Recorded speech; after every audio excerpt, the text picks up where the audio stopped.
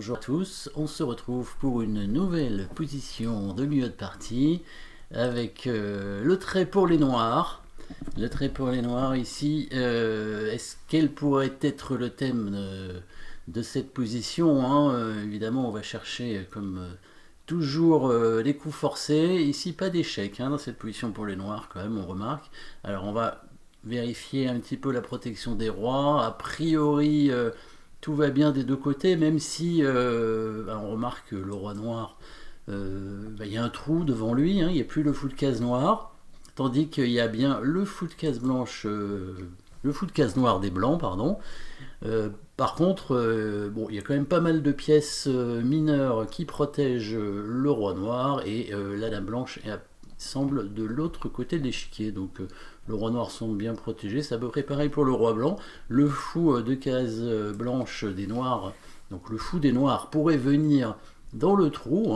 Chacun des joueurs a perdu son fou du fianchetto qui protège le roi, et son adversaire a par contre le fou qui peut contrôler la case. Donc en fait c'est celui qui peut amener plus rapidement les pièces, donc la dame a priori, sur le roi, qui pourrait éventuellement créer des menaces. Pour l'instant on ne voit pas trop comment faire, que ce soit avec les blancs ou avec les noirs.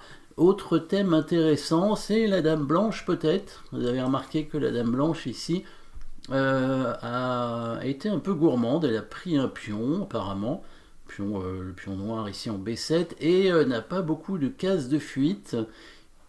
Il n'y en a pour l'instant qu'une seule, ce serait la case en B5. On voit toutes les autres cases. Non, il y a la case en C6 aussi, 2 cases pour la dame blanche. Pour l'instant, en tout cas, si elle bouge, que ce soit en C6 ou en B5, elle n'en aura pas d'autres après, à part celle d'où elle vient, parce que les pions bloquent. Après, si les blancs ont la possibilité de prendre le pion, évidemment, ça va permettre à leur dame de partir. Donc on voit un thème qui semble plus intéressant, peut-être l'enfermement de dame. Étant donné qu'il n'y a pas d'échec, il ne semble pas y avoir de menace de mat, a priori le coup forcé de la position c'est bien l'attaque de la dame, à moins qu'on tente de l'enfermer et de contrôler les deux cases ici. Le problème c'est que si on essaie de contrôler ces deux cases, il faudrait pouvoir l'attaquer après. Donc il y a une possibilité pour contrôler ces deux cases, c'est de ramener le fou éventuellement, comme ça. Avec le fou en D7, on contrôlerait les deux cases de la dame blanche, mais on ne pourrait pas l'attaquer efficacement. Si la tour vient attaquer la dame, évidemment, ça va libérer des nouvelles cases. La dame noire qui ne peut pas bouger sans proposer l'échange des dames, et ça, évidemment, on ne veut pas. Donc, qu'est-ce qu'on pourrait faire concrètement avec les noirs ? Probablement donc chercher déjà le coup forcé qui permet bien sûr d'attaquer la dame, je pense que vous l'avez trouvé peut-être, en tout cas sinon évidemment mettez la pause pour chercher le coup qui permet d'attaquer la dame. Il y en a plusieurs, mais si on met la tour ici encore une fois pour attaquer la dame blanche aura plusieurs cases de fuite, deux nouvelles cases rouges ici, plus la case verte qui sera peut-être pas la bonne, mais en tout cas au moins une case rouge qui lui permettra de menacer, en tout cas de partir, peut-être en A7 ou en A6, ça va pas changer grand chose. Les noirs peuvent réattaquer la dame avec la tour, la dame va revenir, c'est probablement ce que les blancs espéraient, la répétition de position ici. Alors, pourquoi on va faire l'autre coup qui attaque la dame? Donc, l'autre coup qui attaque la dame va permettre de menacer d'enfermer la dame. Simplement menacer, parce que la dame blanche peut s'enfuir. Comme on a dit, l'échange du pion en C5 permettra évidemment de donner des nouvelles cases et on n'arrivera pas à l'enfermer. Sauf que on a parlé un tout petit peu du roi, qui peut se faire attaquer si on arrive à rentrer dans ce trou ici, enfin en tout cas à contrôler cette case. Par contre on a besoin de ramener la dame, donc il faudrait efficacement pouvoir ramener la dame justement en direction du roi, et sur la case ici en H3 ce serait la meilleure case pour la dame noire pour l'amener, avec l'aide du fou. Donc il faudrait que le fou évidemment puisse partir pour laisser le passage aux dames, passage à la dame, et avec la dame en H3 on remarque une attaque sur une pièce non protégée.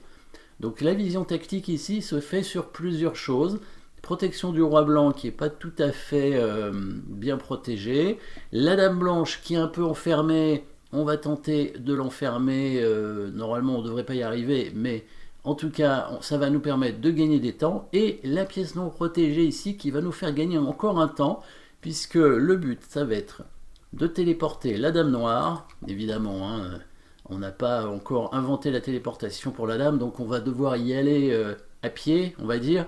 Donc sur la grande diagonale, ici, la dame noire devra aller sur cette grande diagonale, donc il faut absolument chasser la dame blanche pour pas échanger les dames, parce qu'on veut évidemment garder les dames pour mater. Gain de temps sur le fou, et ensuite avec la dame, le cavalier et le fou, on va faire une attaque. Il n'y a que 3 pièces, c'est vrai. On a dit que 4 c'était normalement ce qu'il fallait pour gagner, mais parfois 3 ça peut suffire, surtout s'il n'y a pas suffisamment de défense. Sur case blanche, la dame, le cavalier qui va arriver pour menacer ici, et le fou qui pourra venir aider pour éliminer le défenseur. Donc le premier coup, je pense que vous l'avez trouvé, on attaque la dame avec le fou ici, ce qui permet donc de gagner un temps, bien entendu. La dame va devoir bouger, ça permet de libérer la grande diagonale ici, et ça permet aussi d'attaquer le défenseur, le cavalier, très rapidement. Le coup de dame blanche est forcé, il est obligé de venir ici, et c'est là qu'on trouve le prochain coup. Donc là, mettez la pause pour bien le voir, ce coup. Ce coup va permettre plusieurs choses. Ramener la dame en attaque sur le roi blanc. On a bien noté l'attaque sur la pièce non protégée, et en même temps venir bloquer, menacer en tout cas de bloquer la dame. La dame blanche ici qui n'a plus de cases, hein, on remarque. Hein. Donc le prochain coup des blancs, ça va être nécessairement de prendre le pion pour libérer les cases à la dame, si jamais les noirs menacent bien sûr d'attaquer la dame.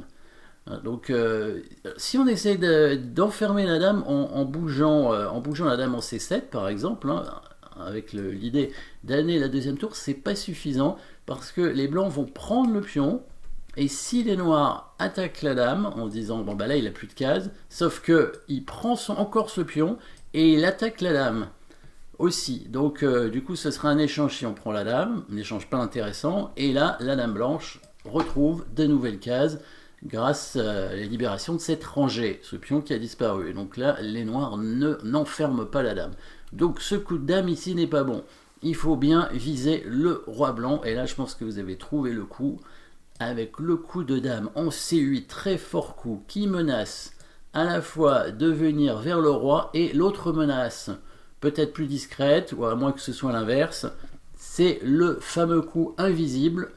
Donc si jamais les blancs, voyons, jouent par exemple un coup de cavalier ici pour empêcher la dame d'arriver, mettez la pause pour trouver le fameux coup invisible. Donc les coups invisibles, souvenez-vous, c'est bien les coups d'attaque qui reculent.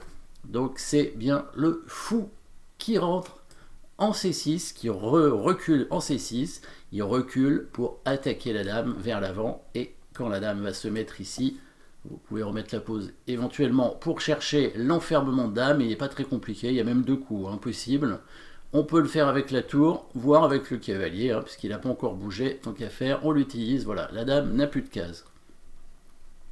Du coup, les blancs, ils prennent le pion, évidemment, pour libérer la dame blanche. Ici, elle peut s'enfuir, donc on ne peut plus l'enfermer. Par contre, maintenant, c'est l'attaque sur le roi qui domine. La dame qui arrive en H3 pour attaquer la pièce non protégée, le fou qui s'en va.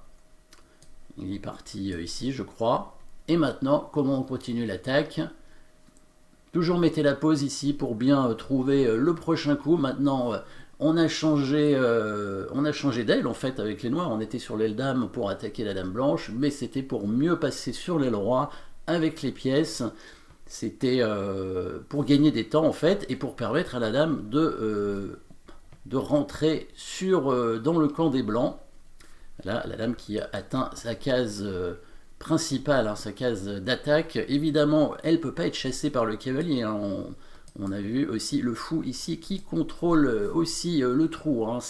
Les blancs perdent à cause de ce trou. Hein. La dame qui arrive dans le camp des blancs, alors que l'autre dame, la dame blanche, est hors jeu complètement de l'autre côté de l'échiquier. Donc vous avez trouvé probablement le prochain coup qui va menacer mat, le cavalier qui se met en G4, menaçant, alors on menace pas mat immédiatement, mais on menace d'éliminer le défenseur, qui nous permettra après de donner mat ici avec dame prend pion, bien évidemment. Les blancs qui ne peuvent pas défendre ce pion en H2, ils peuvent pas faire échec, s'ils prennent la tour, on prend sa dame et ça sert à rien. Le cavalier qui peut pas bouger, sinon il y a mat, donc tout ce qu'il peut faire, c'est essayer de s'enfuir avec le roi en partant avec la tour. L'idée de partir avec la tour, c'est si jamais les noirs prennent le cavalier maintenant, et prennent ce pion, le roi s'enfuit et arrive à trouver une case de fuite ici. On remarque pourquoi on a mis le fou là, pour défendre évidemment ce pion, qui était très important, sinon la dame noire aurait pu prendre ce pion protégé par le cavalier, d'où le coup de défense fou E3 très important, les blancs qui tentent de se défendre le plus possible. Et on va finir ici avec les noirs sur un dernier coup forcé, un dernier coup tactique que vous pouvez encore chercher, toujours en mettant la pause. C'est le meilleur coup, pas évident. Bon, il y en a probablement d'autres, mais ce sont pas évidemment, c'est pas le meilleur coup. Il n'y en a qu'un qui est bon, en fait, a priori, même si il y a peut-être d'autres coups, mais on va devoir peut-être répéter la position. Par exemple, ici, on peut voir que le cavalier, évidemment, est le défenseur principal. Alors, on a dit qu'il ne fallait pas le prendre tout de suite avec le cavalier, avec le fou. Donc, on va essayer de le dévier avec le cavalier. Du coup, on pourrait éventuellement mettre le cavalier en E5. Dans l'idée, s'il prend ses mates derrière, sauf qu'il peut reculer pour protéger cette case. Le coup de défense qui recule, bon, ça, c'est pas un coup invisible normalement. Voilà, donc si on met le cavalier là pour proposer l'échange et du coup dévier son cavalier ou l'éliminer, il peut revenir pour protéger cette case et du coup là on ne peut pas faire grand chose à part revenir où on était du coup. Et remenacer mat ici en deux coups, du coup il serait obligé de revenir aussi certainement, et là on est obligé par contre de trouver le bon coup, et je pense que vous l'avez trouvé maintenant. On va tenter d'éliminer le cavalier, mais on va prendre ce pion. La différence, c'est que maintenant, en prenant ce pion, on ouvre la colonne, tout simplement. Maintenant, la dame va pouvoir menacer mat sur une autre case que la case en G2. Le cavalier blanc ne pourra pas tout défendre en même temps. Le cavalier est imprenable, parce que sinon, bien sûr, c'est mat. Les noirs menacent tout simplement de prendre le cavalier et de mater après. Donc, par exemple, il fait n'importe quoi, il prend ce pion. Là, on a soit le choix de prendre du cavalier, échec, et ensuite de prendre du fou avec la menace d'un mat imparable, soit on peut même faire l'inverse, prendre du fou tout de suite, menacer mat, et s'il prend le fou, il est mat avec le cavalier. Donc du coup ici, en fait, il est obligé de bouger son cavalier en protégeant la case. Donc il va se mettre en H4 cette fois. On remarque que s'il vient en E1, on peut le mater très rapidement grâce à des coups forcés. Mat en deux coups ici. Vous pouvez éventuellement mettre la pause pour chercher le mat. Dame F1 échec et dame H1 mat. Voilà, deux coups forcés, deux échecs qui permettent de mater rapidement. Donc cavalier H4 est un petit peu mieux. On va remenacer mat ici avec les noirs. Mettez toujours la pause pour trouver le coup. Le cavalier qui, comme j'ai dit tout à l'heure, revient tout simplement en G4 pour menacer mat, cette fois en H1, parce que le pion a disparu. Les blancs n'ont pas énormément de choix, alors ils pourraient pousser ce pion cette fois, pour peut-être... Est-ce que ça évite le mat, ça? Je pense pas, ça évite pas le mat du tout. On va tout simplement prendre le pion ici avec la dame, et si le roi vient là, on prendrait le fou, et c'est mat.